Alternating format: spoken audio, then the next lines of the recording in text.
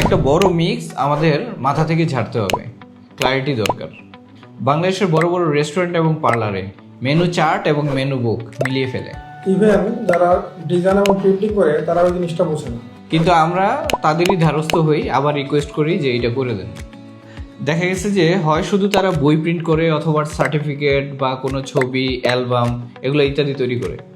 সে কি স্পেসিফিক্যালি আপনার নিডটা বুঝবে বলুন তো আমাকে?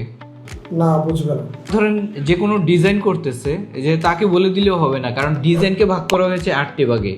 এর মধ্যে একটি ভাগ হচ্ছে গ্রাফিক্স ডিজাইন।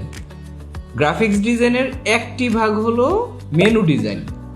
আপনি আবার দেখবেন যে ফাইবার, আপওয়ার্কের মধ্যে 50, 100, $150 পর্যন্ত হচ্ছে একটা মেনু ডিজাইনের মধ্যে চার্জ করে।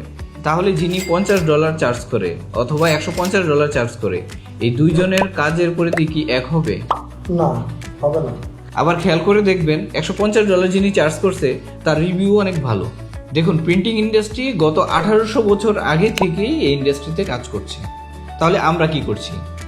আমরা আপনার সময় কিভাবে সেভ করা যায়, ইমপ্রেশন কিভাবে বাড়ানো যায়, সেলস কিভাবে বৃদ্ধি করা যায়, কিভাবে উৎসাহ এবং আগ্রহ বাড়ানো যায়, প্রফিট ম্যাক্সিমাইজ করা যায়,